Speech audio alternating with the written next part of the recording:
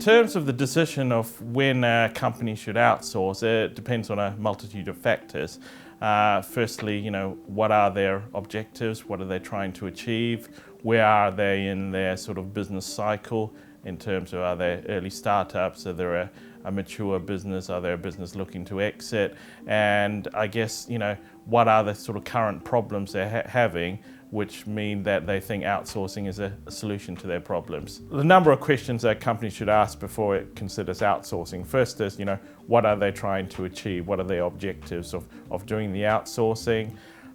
Secondly, what impact would the proposed outsourcing have on their current staff, on their current businesses? Thirdly, what else is happening in their sort of sector, in their business that means that outsourcing is a good option? And I guess the final question is, what other options are available to them? Outsourcing is obviously one option, but there may well be other options which are more appropriate. So it needs to be considered as a holistic decision. Some of the challenges companies face is underestimating the investment time in getting the outsourcing right. Often there's a lot of preparation that needs to be done by the customer looking to outsource in terms of what's actually being outsourced, how it's going to be managed.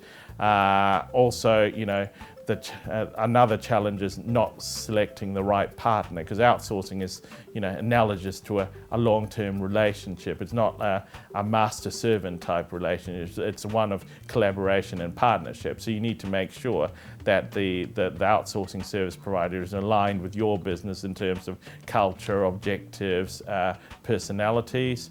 And I guess finally, one of the areas which is of challenge is the getting the allocation of risk right in terms of the contract. Often the contract's not looked at, the legal issues aren't looked at in terms of data protection, service levels, exit management, all those things which, business people may think, oh, well, they're not really something that need to be considered or looked at, but they do, because, ultimately it is a contractual relationship that underpins the relationship.